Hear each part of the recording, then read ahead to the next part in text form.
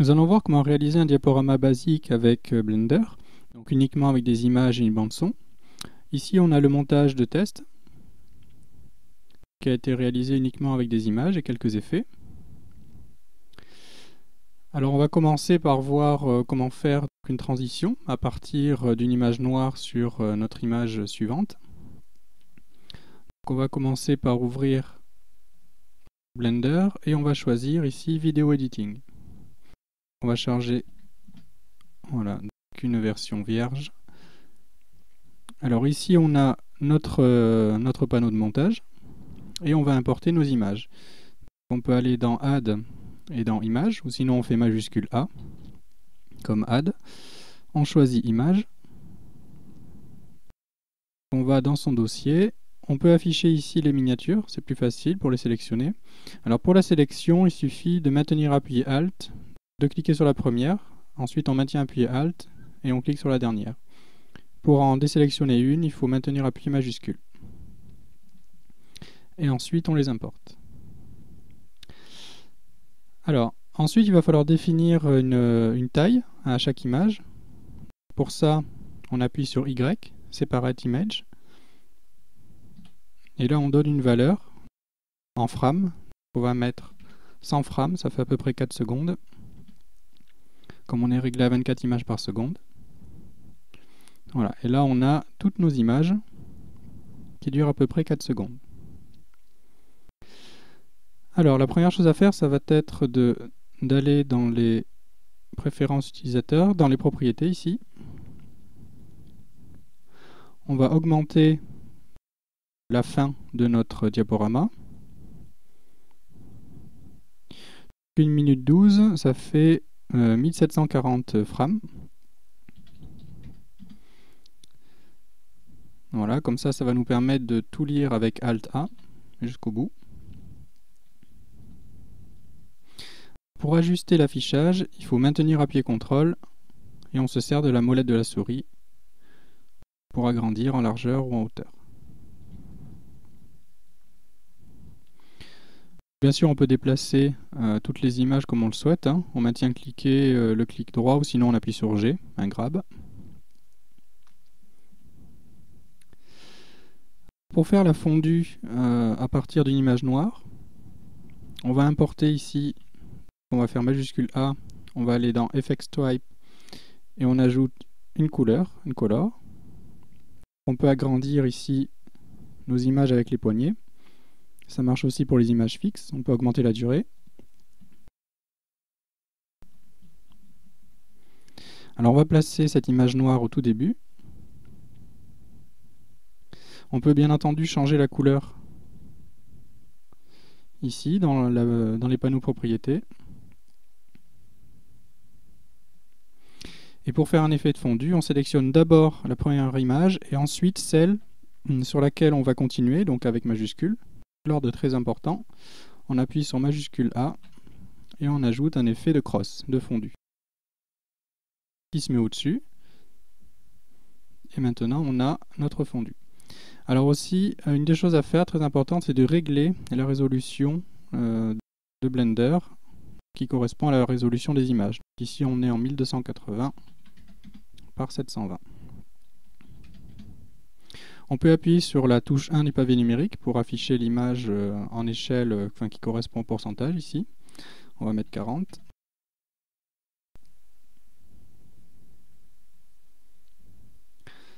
On fait Alt A pour lancer l'animation. Alt A pour l'arrêter. Voilà, donc là on a notre effet de fondu. Ça marche exactement de la même manière pour faire un fondu entre deux images. On sélectionne la première et celle sur laquelle on va continuer. On fait majuscule A. On met un cross. Et on a notre fondu. On peut bien entendu ajuster la durée du cross en augmentant chaque image. L'effet est ajusté dynamiquement en fonction de la durée des images. On a vu l'effet de cross, de fondu, qui est très simple. Et là, on a un effet de transition wipe. De la même manière, on superpose deux images. On sélectionne la première et celle qui va suivre. majuscule A, on rajoute un effet de wipe. Alors on va en sélectionner une autre, de manière à avoir un meilleur contraste. Voilà, majuscule A, wipe. Alors ici, on peut choisir les types de transitions disponibles dans l'effet wipe. On a single, on peut choisir un double. Ici, ça part de l'intérieur, on peut choisir in. Voilà, pour inverser l'effet, pour commencer de l'extérieur. On peut augmenter la valeur de flou. Pour les bordures, on a un effet d'iris et de clockwise, de clock, d'horloge. Alors on peut bien entendu changer l'angle de défilement. Ici, on peut mettre 90 degrés.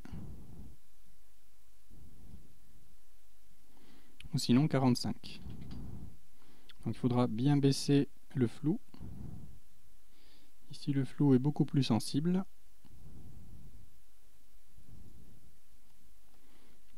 Voilà. Ici, j'ai fait une compilation d'à peu près tous les effets de transition qu'on peut trouver dans le wipe. Alors ici, on va avoir un autre effet, c'est le transform, qui permet de manipuler son image. On va voir comment faire un scale, par exemple sur cette image. Alors on sélectionne son image, on fait majuscule A et on choisit transform. Alors on va zoomer un peu, on va se mettre ici les courbes IPO, Graph Editor.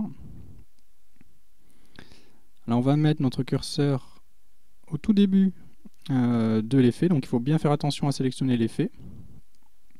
Et là ici on peut modifier la position X et Y, le scale,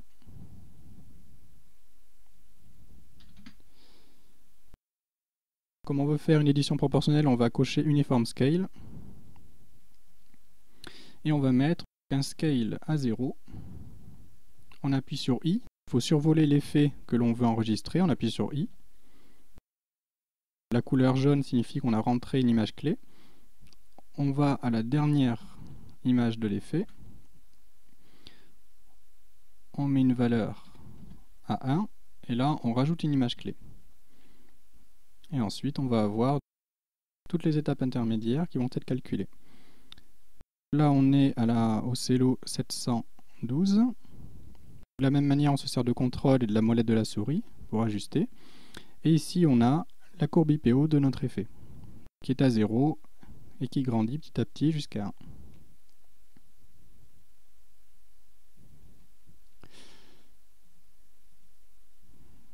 Alors pour faire cet effet ici de défilement, il suffit d'utiliser l'effet transform, majuscule A transform. Là on va se mettre pareil au début de l'image, enfin de l'effet. On va mettre une image clé de la position X. Donc il va falloir la déplacer, c'est en pourcentage, jusqu'à 100% à droite. Ici on va laisser 0, on va se déplacer à la fin. Et on va mettre 100%. On appuie sur I. Voilà. Et là on a le déplacement de notre image. On va ensuite modifier l'image suivante. De la même manière, on ajoute un effet transform. On va à la première image. Alors là, il va falloir déplacer l'image tout à fait à gauche. La mettre à moins 100. On appuie sur I. On va à la fin de l'effet. Et là, on va la faire venir jusqu'à 0. Et on rentre une image clé. Ici, on a le départ de l'image et l'arrivée de l'autre. Maintenant, il faut uniquement juxtaposer, superposer ces deux images. À la frame près, 758. Là, on n'a aucune image qui se trouve en dessous. Il va falloir sélectionner l'effet de cette image, choisir un blend alpha over. Là, on a l'image qui se trouve en dessous, on la sélectionne et on met un alpha under. Voilà, alpha over pour l'effet et alpha under pour l'image. Comme ça, l'image qui sera en dessous, celle-ci, sera révélée.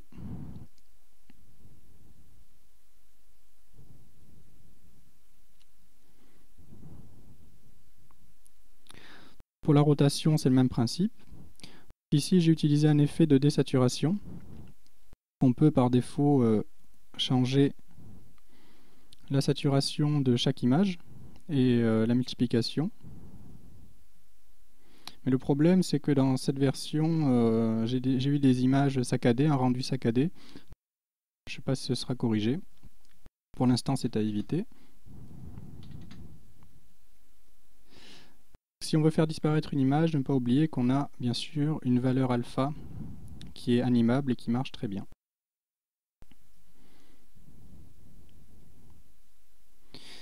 Pour faire ce petit effet avec 4 images, le mieux c'est de redimensionner ces images sous GIMP par exemple, de manière à éviter de les redimensionner sous Blender. Comme ça on a déjà les images à la bonne dimension, on les place correctement avec la valeur offset. Voilà. Et puis on les fait disparaître avec un alpha par exemple. Alors ici on a un petit effet sympa, c'est le glow, qui permet d'avoir des effets assez intéressants d'animation. Pour ça on sélectionne son image, on sélectionne un glow, on va se mettre ici, on peut s'amuser à changer quelques effets pour voir ce que ça donne, le facteur. Voilà, on va mettre à 0,5, on rentre une image clé, on avance un peu, on le monte, l'effet de flou aussi, on rentre une image clé. Donc bien entendu j'aurais dû rentrer une image clé ici aussi, du flou.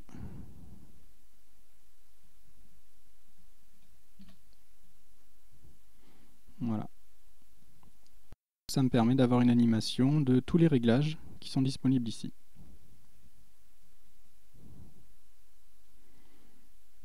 Puis pour la fin, on a un fendu sur une image noire. Aussi, ne pas oublier, si on n'a pas d'éléments 3D ou d'autres choses, de désactiver dans les préférences, de désactiver l'anti-aliasing. On n'en a absolument pas besoin. Et puis pour ajouter sa bande son, rien de plus simple. On va supprimer celle-ci. On fait majuscule A, ajouter du son. Voilà, on rajoute son fichier. Peu importe le format, même si le format MP3 ou GG ne marche pas sous Windows, on pourra le convertir en Wave avec Audacity. Là, on a notre fichier sonore. À noter que quand on fait Alt A et que la lecture commence et qu'il y a des effets un petit peu gourmands en ressources, on va avoir petit à petit un décalage entre la vidéo et le son.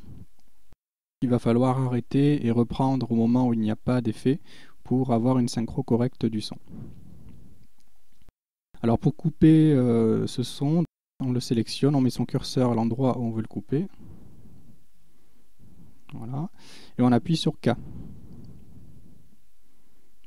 Cut. On peut supprimer cette partie avec X. Et là, on va faire... L'option K fonctionne avec les images aussi. On peut appuyer sur K et puis découper n'importe quelle image. Nous, ce qu'on va faire un petit fondu de sortie. Au moment où le fondu noir commence, on sélectionne notre effet, notre piste sonore. Ici, on a le volume, on appuie sur I. Un volume à 1, 100%. On va à la fin, on met le volume à 0. Et on rentre une image clé. Voilà, ici on peut voir la courbe en violet. Et on peut voir la valeur du volume qui diminue petit à petit. Et ensuite, une fois qu'on a fait son montage, pour l'exporter, il va falloir choisir un format de sortie. Soit on exporte tout ça en JPEG et on compresse avec Avidemux, mais on n'aura pas le son, il faudra le faire à part. Sinon, on peut exporter tout ça dans un fichier AVI avec le son. On peut choisir le H264, c'est le codec. Dans un format AVI avec le codec, si on a le bitrate, on peut le mettre à 2000 pour un fichier HD. Ici, on a le bitrate du MP3, 128, le volume. On choisit son répertoire de sortie. On va le mettre ici, dans vidéo direct. Alors je vais baisser la qualité, là, on va le mettre à 10%, ce sera plus rapide. Il ne reste plus qu'à vérifier qu'on ait bien l'intervalle souhaité, de la frame 1 à 1712, à 24 images par seconde. Et on clique sur Animation.